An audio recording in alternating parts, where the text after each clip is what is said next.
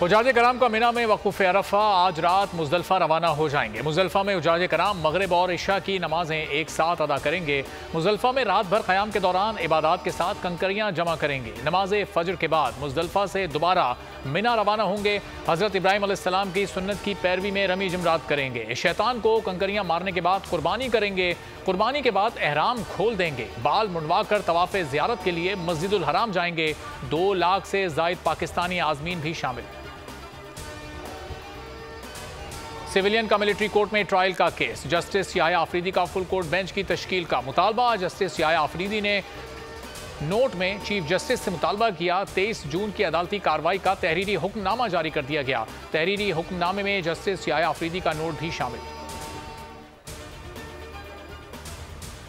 फौजी अदालतों में ट्रायल। सुप्रीम कोर्ट ने हुक्म इम्तना देने की सदा मुस्तरद कर दी। चीफ जस्टिस उमर अता बंदियाल ने मिलिट्री कोर्ट में सिविलियंस के ट्रायल के खिलाफ दरखास्तों पर हुक्म दिया। ईद पर तमाम मुल्ज़िमान की अहल खाना से मुलाकात कराई जाए। खवातीन, बच्चों, सहाफ़ियों और वकला का खास ख्याल रखें। इमरान रियाज को रिकवर किया जाए। कितनी खुशी की बात होगी कि इमरान रियाज ईद पर अपने अहल खाना के साथ हों। अगर किसी वकील को कुछ हुआ तो अटॉर्नी जनरल से तहफ़्फ़ुज़ देंगे। समाअत ईद के बाद दोबारा होगी। IMF मौजूदा प्रोग्राम के खत्म होने में 3 दिन बाकी। बजट में अवाम पर टैक्सेस का बोझ लादने के बावजूद बात ना बनी। हुकूमत सब कुछ मान गई मगर IMF ना माना। वजीर आजम शहबाज शरीफ ने एक बार फिर IMF की मैनेजिंग डायरेक्टर क्रिस्टालिना जॉर्जियो को फोन घुमा दिया। वजीर आजम का IMF की MD से चौथा राब्ता था। वजीर आजम ने उम्मीद जाहिर की कि IMF प्रोग्राम के नुकात पर हम आहंगी 1-2 दिन में फैसले की शक्ल इख्तियार करेगी। लाहौर हाई कोर्ट ने सुपर टैक्स को 10% से कम करके 4% कर दिया। 16 सेक्टर्स में शामिल बड़ी कंपनीज पर सुपर टैक्स का निफाज दुरुस्त। जस्टिस जवाद हसन ने 30 सफ़ात पर मुश्तमिल तहरीरी फैसला जारी कर दिया। कहा 300 मिलियन से ज़ायद आमदन वाली कंपनीज पर सुपर टैक्स का निफाज दुरुस्त है। 30 जून से पहले टैक्स रिकवरी करना लाजिम थी, इसलिए फैसला सुनाया। पाकिस्तान तहरीक इंसाफ के रहनुमा अली मोहम्मद खान रिहाई के बाद दोबारा गिरफ्तार। महकमा एंटी करप्शन ने करप्शन का एक और मुकदमा दर्ज कर लिया। महकमा एंटी करप्शन के मुताबिक PTI रहनुमाओं के खिलाफ मुख्तलिफ ठेकों में खुर्द-बुर्द का इल्जाम है। जमानत के बाद मर्दान जेल से रिहा किया गया था।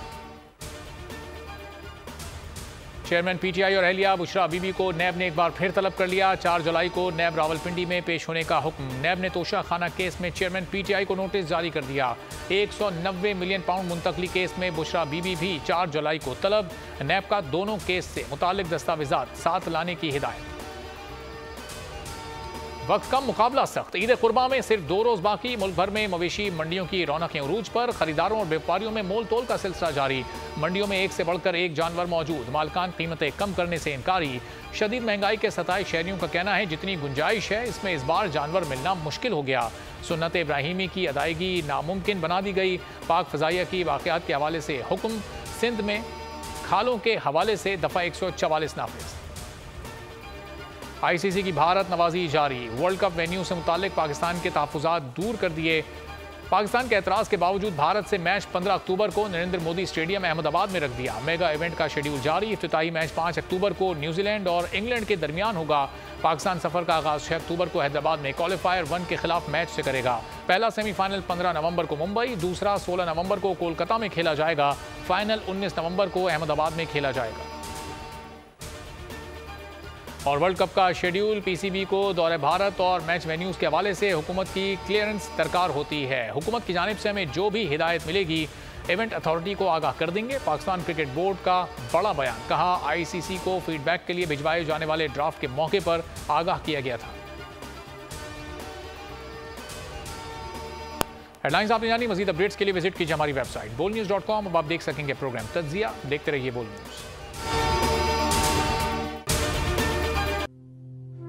तू की जाने यार अमीरा, रोटी बंदा खा जाती है। यूनान में कश्ती उलटने का अलमनाक हादसा। उदास आंखें, चेहरों पर मायूसी, दिलों में अब भी प्यारों के बच जाने की आस। मेरी दरखास्त है वजीर आजम अगे जल्दी तो जल्दी मेरे बच्चे की तलाश की जाए। गम की इस घड़ी में बोल रहा अपनों के साथ। सहाफती फराइज को निभाते हुए पहुंचाई हर खबर अवाम तक। और यूनान में महाजरीन के जहाज को हादसे के बाद अब रेस्क्यू ऑपरेशन खत्म हो चुका है। 68% अवाम ने कश्ती हादसे की पल पल की खबर से जुड़े रहने के लिए देखा सिर्फ बोल न्यूज, क्योंकि बोल है पाकिस्तान का नंबर 1 न्यूज चैनल। सब्सक्राइब करें और बेल दबाएं ताकि कोई खबर रह न जाए।